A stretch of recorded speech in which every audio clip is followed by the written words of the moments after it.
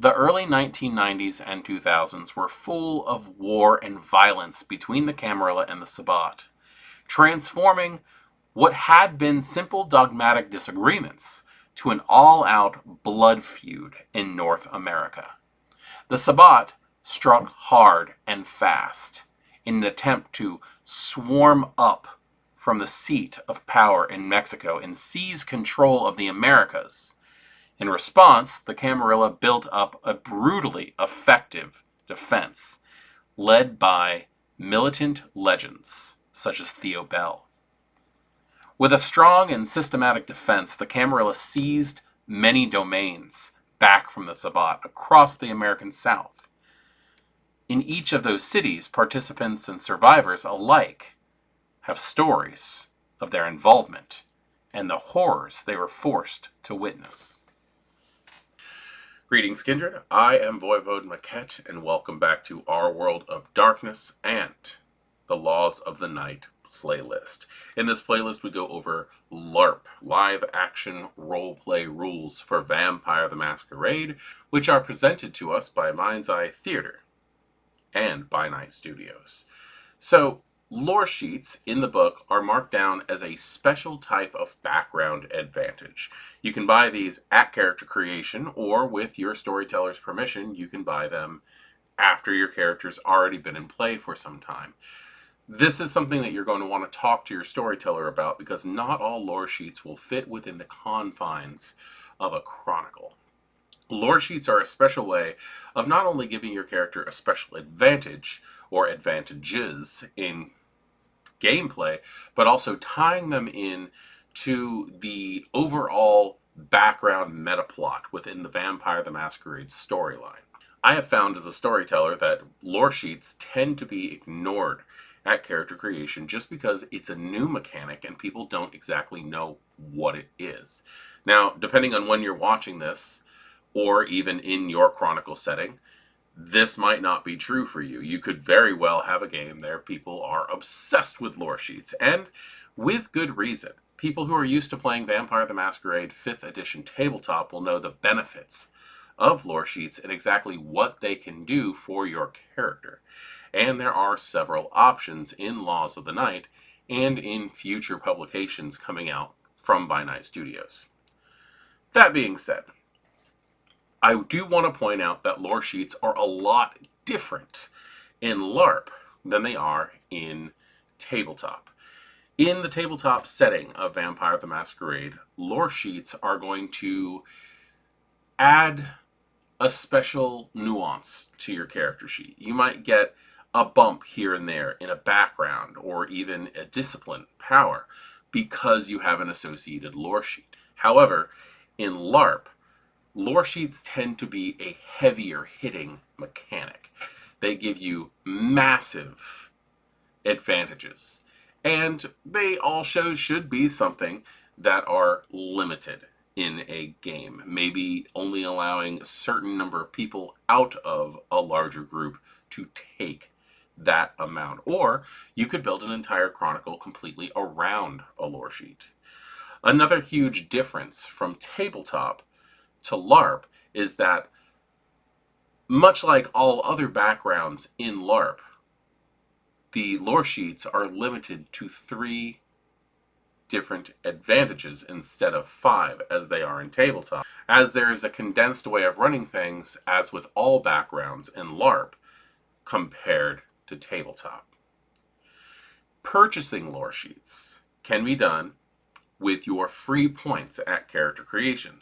At character creation, you get 7 free background traits, and you are completely allowed to dump those points into a lore sheet, getting those free dots. And I want to stress that very much because there's a difference between dots and experience traits.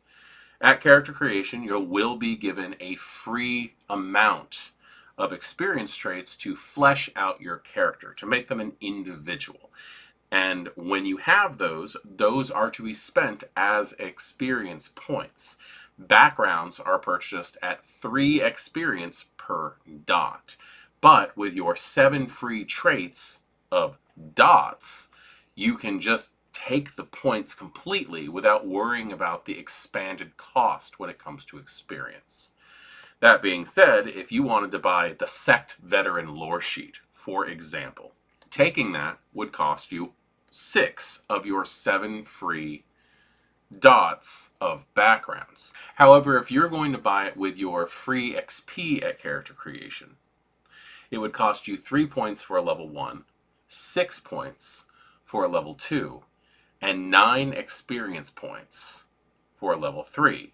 Bring the total to 18 points if you wanted to buy a complete lore sheet. Now, personally, I am the kind of person who likes to buy things little by little over time so that my character has a chance to grow into what those advantages are. That is my style of playing. It is not the only style of playing. And being able to start with a small amount of a lore sheet to build up the tension is a lot of fun. With that being said, you do not have to buy these in order of experience. You do not have to start with level 1.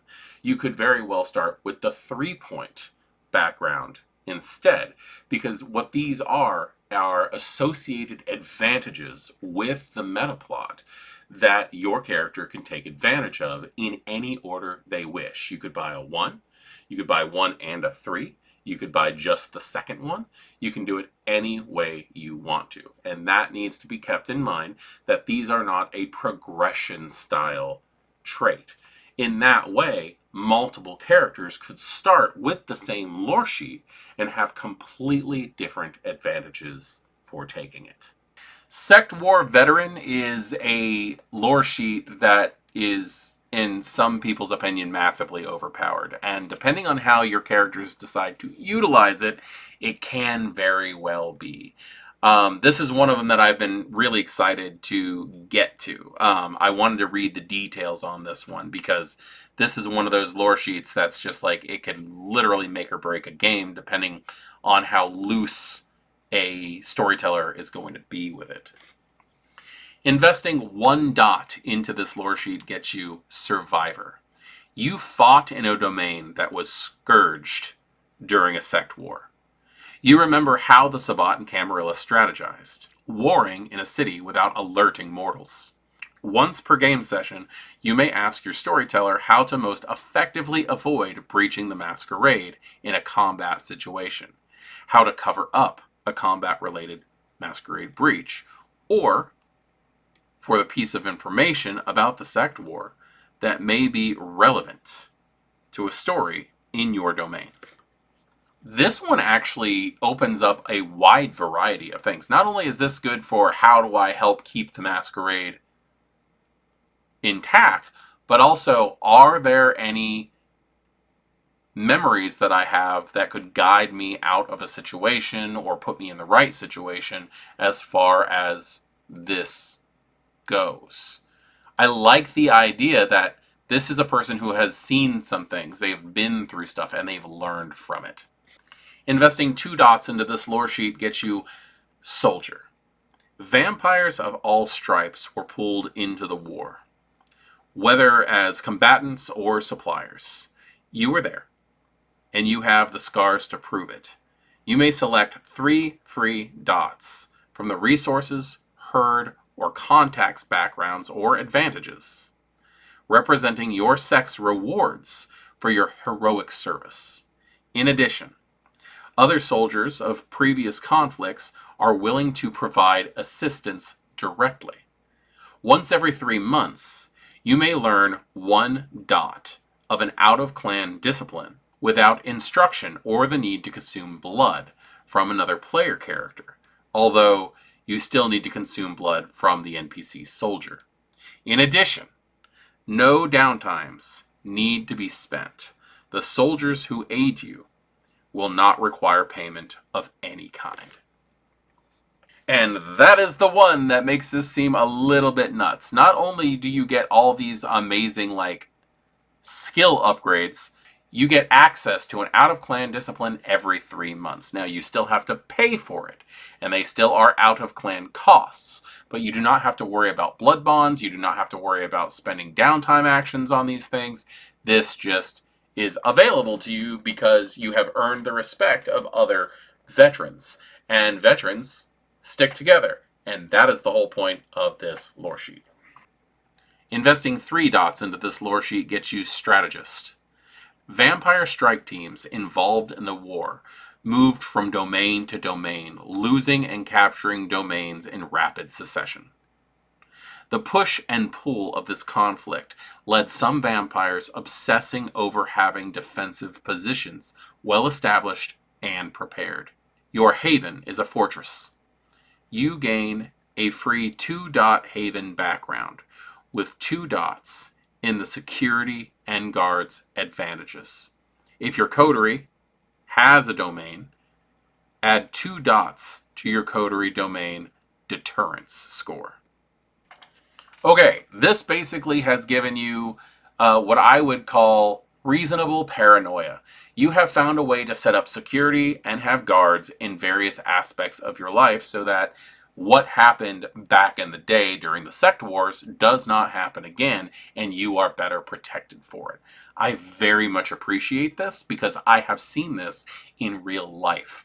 I have noticed how people who have gone through things feel the need to feel protected, and it's understandable. And the fact that they've found a way to make that make sense in a game is something that I'm highly impressed by.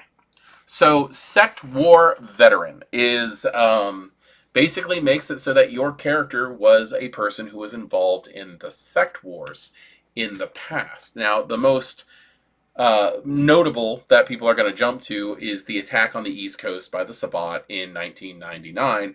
That was all in the Clan Saga series of books, which is excellent read if anybody wants to. But there are also Sabbat civil wars that have popped up. The Pander Uprising in the 1960s. There's so many fun Vampire the Masquerade historical events that this could actually be put onto. I am Voivode Maquette. This is Our World of Darkness, and thank you for joining me in this lore sheet study for the Sect War Veteran. And I will see you in the next one. Good evening.